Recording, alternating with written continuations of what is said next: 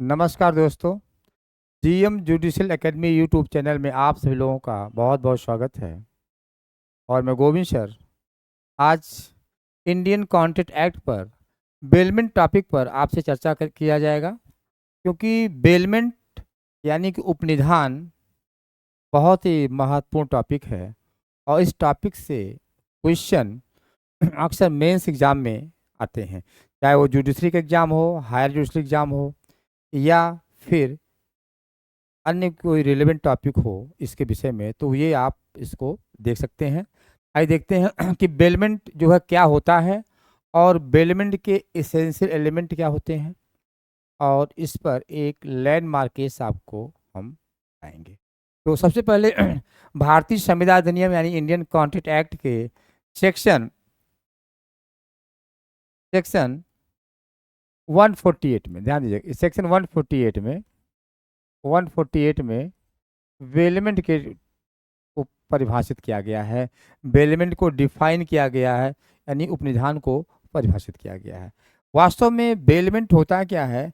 यह एक अनुबंध होता है, ये एक संविदा होती है जिसमें कोई व्यक्ति किसी अपनी किसी चल संपत्ति को दूसरे व्यक्ति को एक निश्चित प्रयोजन से प्रदान करता है, और जब ऐसा प्रयोजन पूरा हो जाता है तो वह संपत्ति उस व्यक्ति को या उसके दिशा निर्देश पे किसी अन्य व्यक्ति को सौंप दी जाती है। इसी को हम बेलमेंट या उपनिधान कहते हैं। तो देखते हैं 148 में क्या दिया गया है। आप लोग आइए देखिए, 148 में दिया गया है क्या कि उपनिधान एक व्यक्ति द्वारा, ध्यान दीजिएगा, एक व्यक्ति द्वारा, इसमें एक व्यक्ति द्वारा, देखिए, किसी दूसरे व्यक्ति को यानी किसी अदर पर्सन को, एक व्यक्ति क्या करता है, किसी दूसरे व्यक्ति को किसी संविदा पर यानी किसी कॉन्ट्रैक्ट पर, किसी संविदा पर क्या करता है,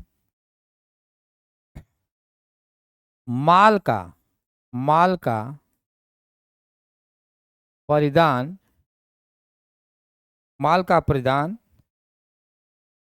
एक प्रयोजन से करता है, एक निश्चित प्रयोजन से करता है, निश्चित प्रयोजन से करता है। और जैसे ही और जब वो प्रयोजन पूरा हो जाता है, जब वह प्रयोजन यानी कि जब वो पर्पज एकम्प्लिश जाता है, पूरा हो जाता है, पूरा हो जाता है,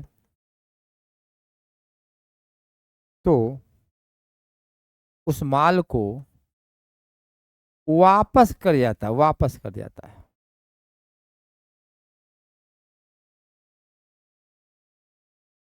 मतलब सेक्शन 148 के अनुसार एक व्यक्ति किसी दूसरे व्यक्ति को किसी संविदा पर, यानी कोई संविदा करेगा और उस संविदा पर माल का प्रदान एक निश्चित उद्देश्य के, एक स्पेसिफिक पर्पस से क्या करता है, वो उसको डिलीवर करता है।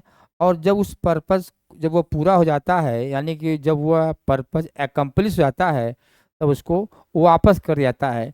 इसी को बेलमेंट कहा जाता है। तो आइए देखते हैं इसके एग्जांपल्स क्या हैं। इसके एग्जांपल्स देखिए, बेलमेंट के कुछ एग्जांपल्स हैं, आपको बताते हैं, नोट कर लीजिए आप लोग, ठीक है। उसका एग्जांपल जैसे साइकिल मरम्मत, देखिए एग्जांपल्स यानी उदाहरण क्या है। साइकिल को या बाइक को मरम्मत के लिए देना, साइकिल को मरम्मत के लिए देना।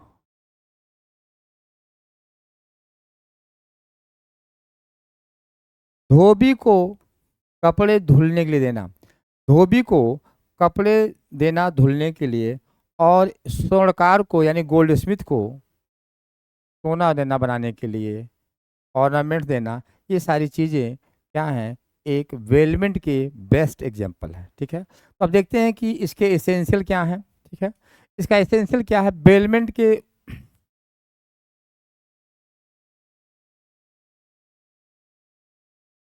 इसेंशियल ऑफ बेलमेंट, ध्यान दीजिएगा, इसेंशियल्स ऑफ बेलमेंट, यानी कि बेलमेंट के आवश्यक तत्व क्या। पहला देखिए, पहला क्या होता है, फर्स्ट एसेंशियल एलिमेंट क्या होता है बेलमेंट का, वो होता है माल का परिधान करना, यानी कब्जा देना, यानी डिलीवरी ऑफ गुड्स। ध्यान दीजिएगा, डिलीवरी ऑफ गुड्स। इस डिलीवरी में पजेशन भी आता है, बिना पजेशन के पेमेंट नहीं होता, यानी कि डिलीवरी होनी चाहिए जिसमें पजेशन इंक्लूड है, कब्जा होना चाहिए।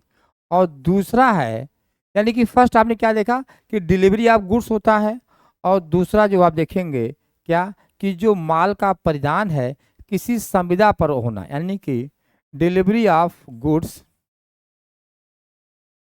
Delivery of goods,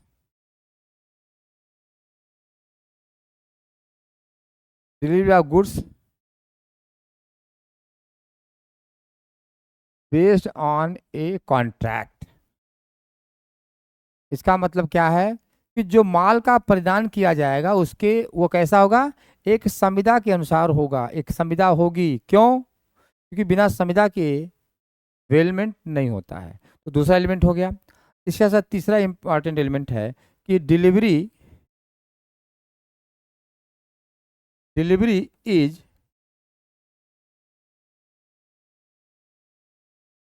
delivery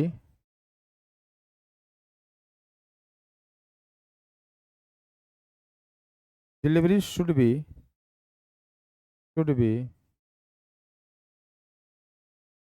for a specific purpose, specific purpose,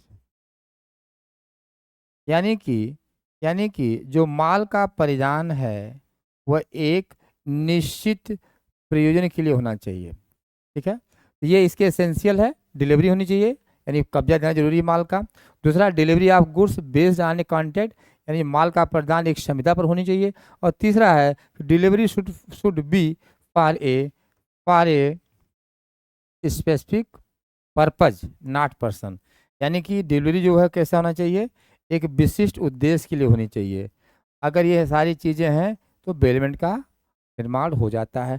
आइए इस पे एक केसला देखते हैं जो बहुत इंपॉर्टेंट केस है, कालिया पेरुमल वर्सेस विजय लक्ष्मी का केस है। कालिया पेरुमल वर्सेस विजय लक्ष्मी का केस है, इंपॉर्टेंट केस है। क्या है? कालिया पेरुमल, पेरुमल वर्सेस विजय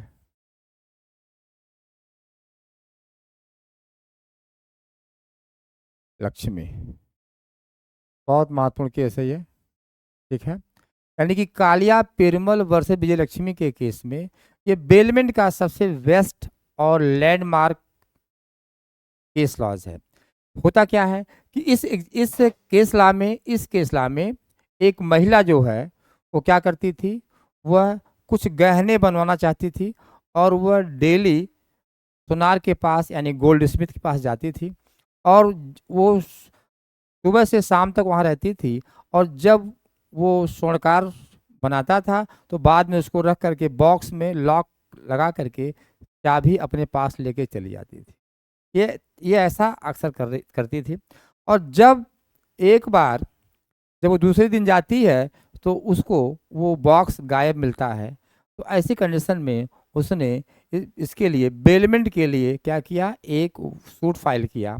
ये बेलमेंट का निर्माण हुआ था और सुनार जो है गहने वापस करने के लिए इसे जिम्मेदार ठहराया जाए। तो इस मामले में कोर्ट ने बहुत इंपॉर्टेंट निर्णय दिया। इस मामले में कोर्ट ने क्या किया, इस मामले में कोर्ट ने कहा कि the gold Smith is not liable, the gold Smith is not liable because of there was not creation of bailment.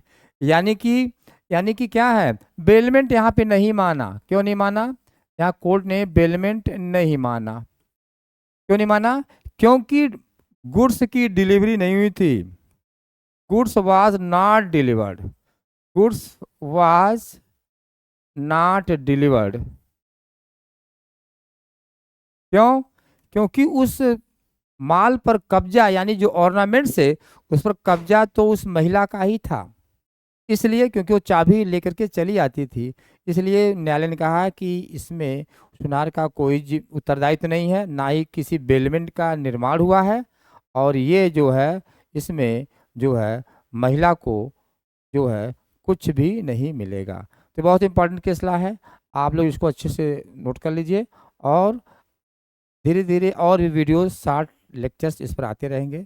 आप लोग जुड़े रहिए और अच्छे से तैयारी करिए। धन्यवाद।